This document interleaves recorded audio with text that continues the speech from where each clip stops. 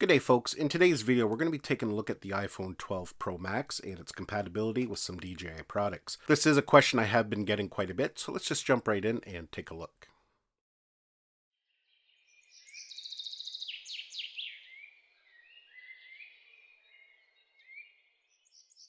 Every year when Apple releases its new lineup of phones, sometimes the weight and dimensions are a little bit different.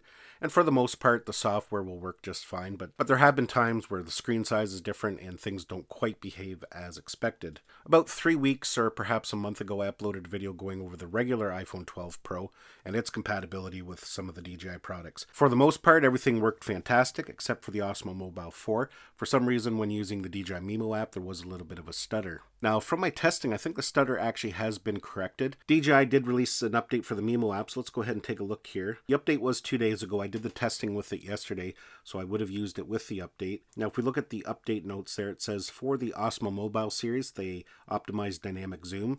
So that shouldn't really have had anything to do with the stuttering that we were experiencing. But now if we take a look at the second update there, it says it's for the DJI Mimo app.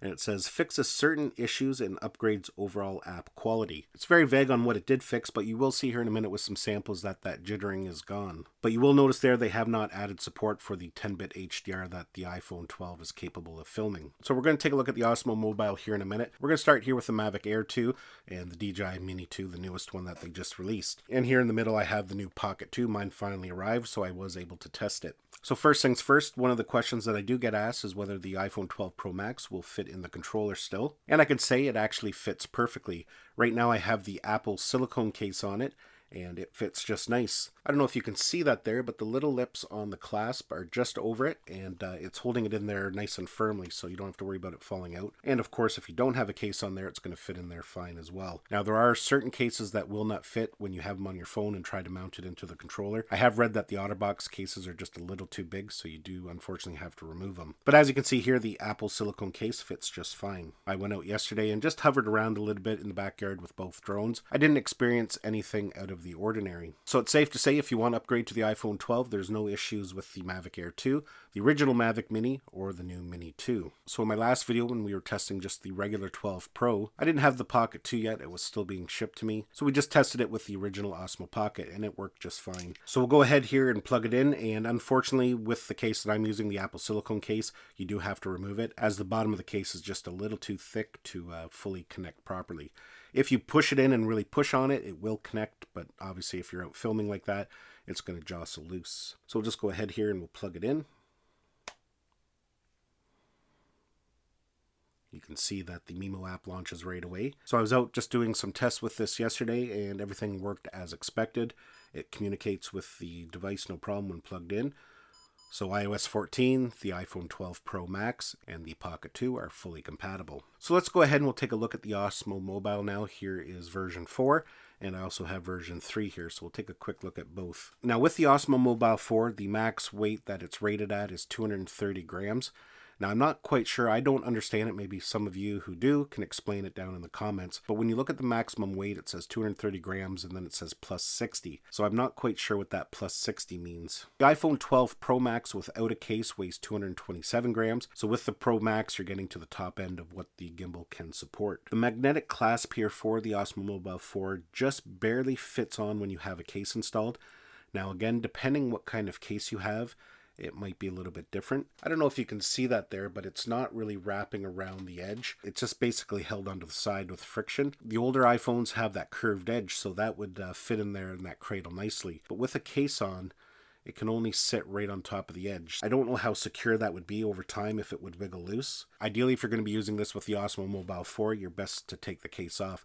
Plus the case, I think, puts it over the weight limit and could affect performance. And that is a little bit unfortunate because these phones are so delicate. I hate taking it out of the case because you never know if it's going to get scratched or dropped. Especially fumbling around, putting clamps on and different things. That's when accidents can happen. Things slip out of your hand. The other thing you have to be careful of, there is some rubber gripping on the inside, but the outside of this is all metal. So sometimes, when you're putting it on, just like I did right there, when you're putting it on and it slips, you do chance scratching the glass, so you do have to take some caution. I rest my case, so you do have to be careful of that. But as you can see here, when it's not installed in the case, that clasp there at the top wraps right around, so it's in there nice and secure. So once it's in there, you can see there it balances with no issue. I haven't experienced any problems that way. Now, as mentioned a couple weeks ago when I tested the regular sized iPhone 12 Pro and we were out doing some filming, the video had quite a jiggle to it, kind of a vibration. And it was only when filming with the Mimo app. When I filmed with the stock camera app, the camera app on the iPhone 12, that jiggle wasn't present. You could use the gimbal fine, and you didn't have any of that issue. So I know there's always been a problem with the optical image stabilization fighting with the gimbal. I don't think it was a problem to do with that because, you know, I can film with my iPhone 11 Pro Max and I didn't have an issue. It was something to do with the Mimo app specifically because, like I said, when you filmed with the stock app, everything was fine. Now that does seem to be corrected because I was out filming yesterday, and I'll show you a clip here. This here was filmed with the iPhone 12 Pro Max in the Osmo Mobile 4, and as you can see, everything is nice and smooth. That jiggling is completely gone. It was pretty prevalent last time. I don't have the original clip anymore. I ended up deleting it, but you can go back and watch my other video where I was testing just the regular iPhone 12 Pro, and you can see it was pretty horrible.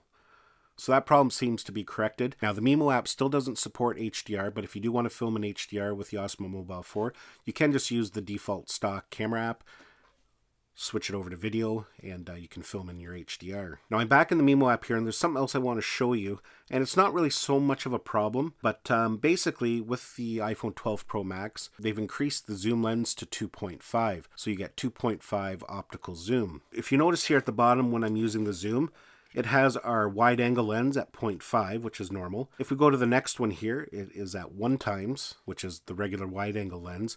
And then if we go into our zoom, it's still only listed at 2 times zoom. It's not fully utilizing the 2.5 times zoom. Now, of course, we can go in farther.